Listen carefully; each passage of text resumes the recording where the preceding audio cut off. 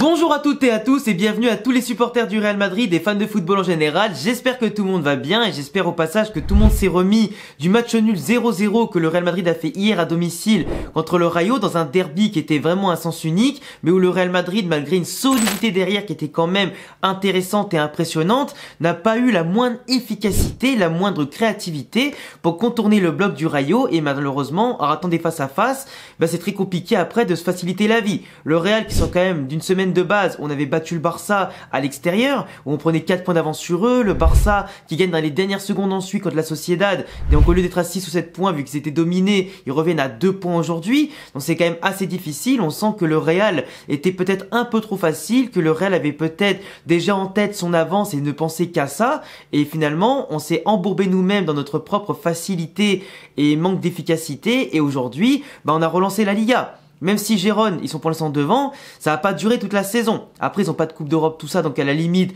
peut-être que pour eux, il y aura match après match quelque chose à faire. Mais Gérone, ils pourront pas tenir autant que le Real ou le Barça sur la durée. Et s'ils y arrivent, par contre, chapeau à eux. Parce que global, l'effectif qu'ils ont, nous on les a battus 3-0 assez facilement quand même. Mais l'effectif qu'ils ont, il est quand même certes plein de talent, assez jeune et tout ça. Mais tenir sur la durée, sur toute la saison, en tout cas en Liga, contre de très beaux adversaires. Mais globalement, aujourd'hui, le Real Madrid peut s'en prendre qu'à eux. Mais on sait très bien que le Real aime retomber dans ses travers, qui sont capables du meilleur comme du pire, et comme je le dis souvent, la Liga et les trophées ne se remportent pas, surtout pour un championnat, contre les grosses équipes, mais surtout sur les petites équipes qui vont servir un peu de poil à gratter dans le championnat, tout ça, et qui te font perdre des points, à domicile ou à l'extérieur. Des matchs pièges un peu casse-couilles, mais tu vois, aujourd'hui, je suis quand même assez énervé sur pas mal de points. Du coup, petit point sur l'actualité du Real Madrid. Et au passage, abonnez-vous si vous aimez le Real, l'actualité autour du club, les débriefs à chaud d'après-match, analyse d'adversaires, de joueurs et tout ça. Tout est fait ici pour vous divertir et en tout cas,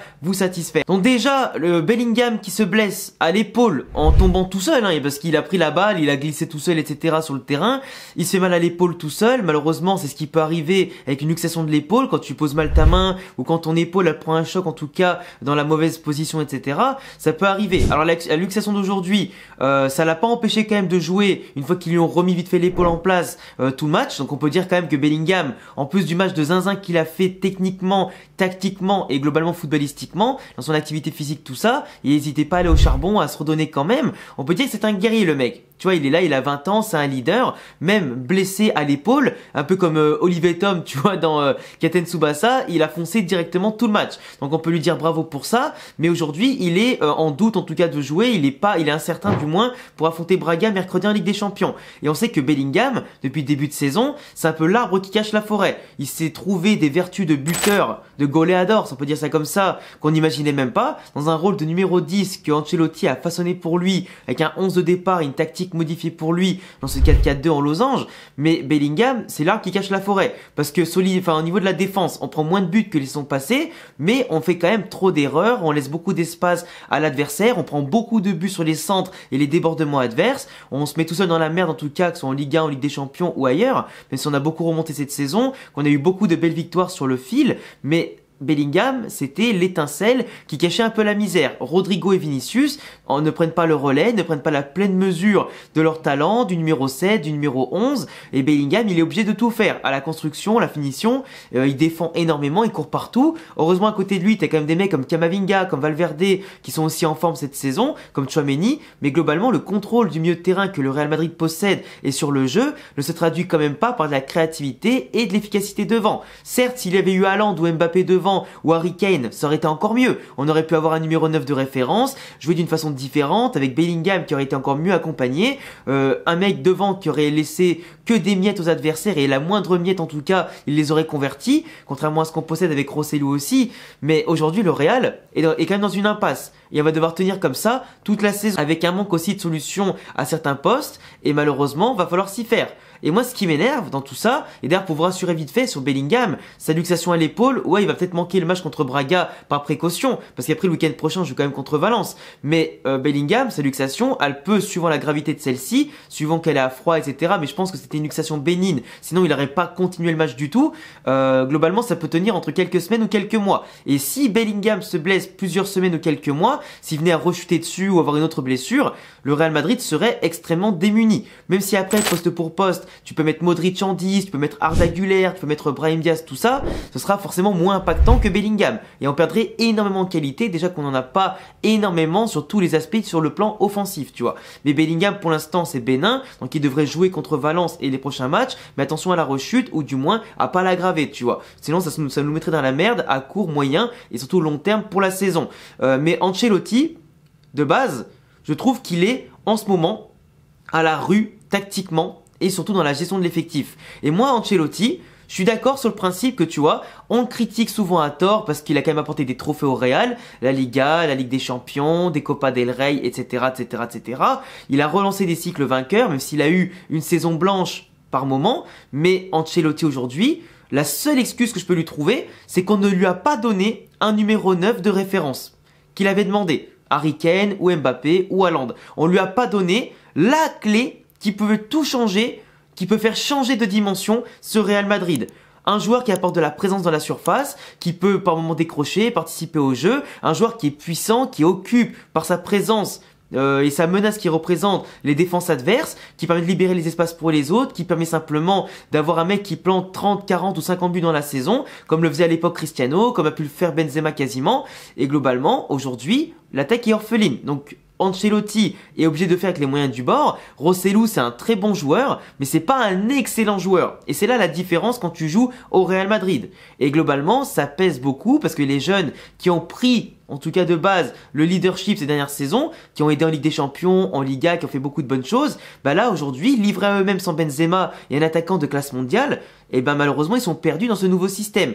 Moi le 4-4-2, honnêtement je l'aime bien. Dans la stabilité du milieu de terrain, dans la défense qui petit à petit commence à s'améliorer, le fait qu'on prenne moins de buts, même en l'absence de Militao et Courtois, mais offensivement c'est vrai que nos joueurs sont perdus. Il n'y a que Bellingham qui s'y retrouve et nos milieux de terrain, et nos latéraux. Carvajal en ce moment il fait des masterclass, Fran Garcia il monte de plus en plus en puissance, et Camavinga et les autres milieux de terrain arrivent à se projeter, avoir des occasions, et en plus à marquer des buts, tu vois, ou faire marquer. Donc c'est vraiment que Vinicius le problème, et Rodrigo aujourd'hui, qui est quand même les fers de lance de l'équipe, mais Ancelotti, pour moi, il l'utilise pas assez. Les Arda Güler, bon, il vient de revenir de blessure, mais il l'a pas utilisé parce qu'il aurait pu rentrer dans un contexte où on a la possession, où en plus on a besoin de créativité, où en plus on a besoin d'une technique pour marquer un but. Brahim Diaz, il le fait pas rentrer avec un profil détonateur, percutant dont on avait besoin pour percer la défense du Rayo. C'est quand même problématique. Ancelotti, tu pourrais lui mettre les meilleurs joueurs du monde à chaque fois, à chaque poste, il trouverait encore le moyen d'utiliser que les 11, 12 ou 13 mêmes joueurs. À un moment donné, frérot, ça saoule.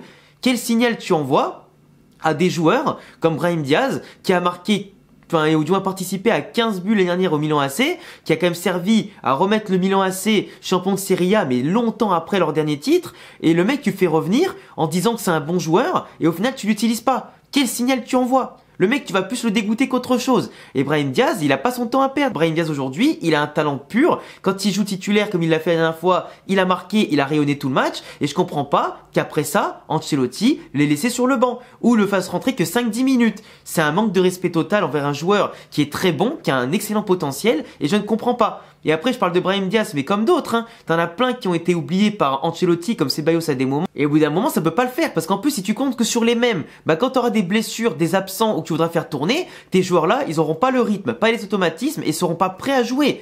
Et globalement, ils auront manqué de temps, de jeu et de confiance. Et tu peux pas t'en occuper que quand on a vraiment besoin. Faut faire tourner, faut avoir en tout cas cette concurrence qui soit saine. Sinon, ton groupe, tu le tires pas vers le haut. Après, Vinicius, on va en parler vite fait parce que vraiment, son attitude, je la trouve déplorable. Vinicius, c'est un très très grand joueur en devenir. C'est un joueur qui pourra gagner des ballons d'or plus tard. Il a été le meilleur joueur de la saison l'année dernière, il n'y a pas de problème là-dessus. Il avait pris une dimension qui était énorme. Cette saison, il a commencé avec une blessure malheureusement qui l'a un peu handicapé sur le coup. Mais quand il est revenu, il avait direct un bon level. Mais quand tu regardes ses statistiques de buts et de passes D, bah, je suis désolé, à un moment donné, c'est pas suffisant. Et son attitude à se déconcentrer, sortir du match et en plus faire sortir du match ses coéquipiers qui doivent le canaliser, etc.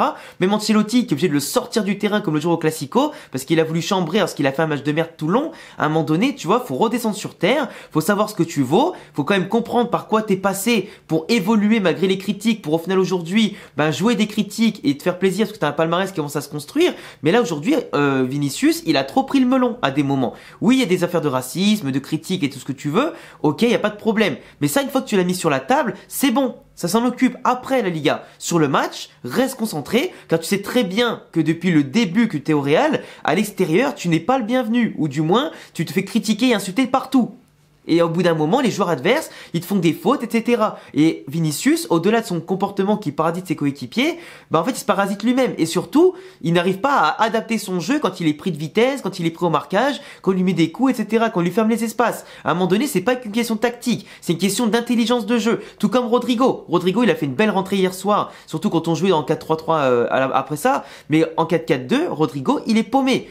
Parce que oui, c'est pas son rôle, parce que c'est pas l'attaquant qui va tenir le ballon dos au but, pas un pur numéro 9, c'est un mec qui part sur le couloir ou qui joue face au jeu ou pourquoi pas en numéro 10, mais globalement, et je suis désolé de le dire, Rodrigo et Vinicius montrent des limites, tactiquement parlant, et dans ce côté d'adaptabilité au football. Et aujourd'hui, si les mecs ne savent jouer qu'à un poste dans une disposition prédéfinie, c'est pas comme ça que tu deviendras un des meilleurs joueurs du monde. Et je suis désolé, les joueurs doivent avoir en tout cas cette capacité de polyvalence et d'adaptation, et Rodrigo et Vinicius aujourd'hui, j'ai l'impression que le numéro 7 et le numéro 11, ça leur pèse un peu trop sur les épaules, tu vois. Et que cette responsabilité 109 de référence cette année, ça leur pèse énormément. Alors peut-être que l'année prochaine, avec une grosse recrue devant, ça pourra changer. Mais là, il faut que ça change dès maintenant. Il faut que les mecs se libèrent, parce que statistiquement parlant, les deux, c'est catastrophique, et c'est pas normal que Bellingham ait plus de stats à lui tout seul que les deux réunis. Voire même beaucoup plus, tu vois. C'est pas normal. Et globalement, ce cap-là, pour l'efficacité du club, doit être franchi. Oui, les milieux de terrain peuvent dépasser leurs fonctions, tirer de loin, marquer, etc. Ces deux-là doivent enfin mettre leur talent au service du collectif et surtout de l'efficacité, devenir des tueurs, s'adapter, et même si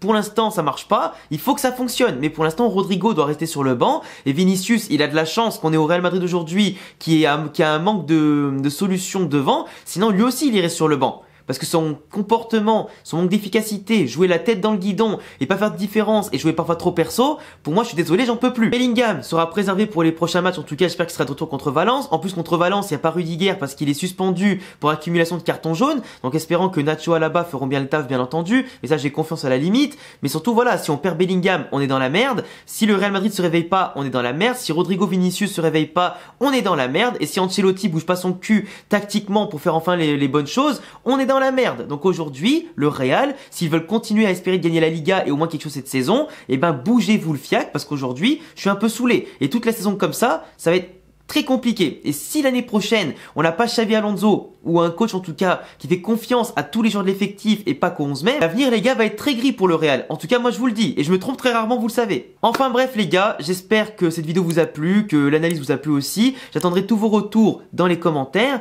et puis n'hésitez pas à vous abonner, cocher la cloche. On se retrouve en tout cas dès demain pour l'avant-match contre Braga. J'essaie de faire un petit avant-match, mais je vais pas répéter tout ce que j'avais dit déjà la dernière fois, mais du coup je vais changer un petit peu de 2-3 trucs. Mais voilà, demain avant-match, mercredi débrief à chaud comme d'habitude, et puis en tout cas prenez soin de vous, abonnez-vous, cochez la cloche, le petit pouce bleu, les raisons en description, et à bientôt les gars pour prochaine vidéo. Ciao.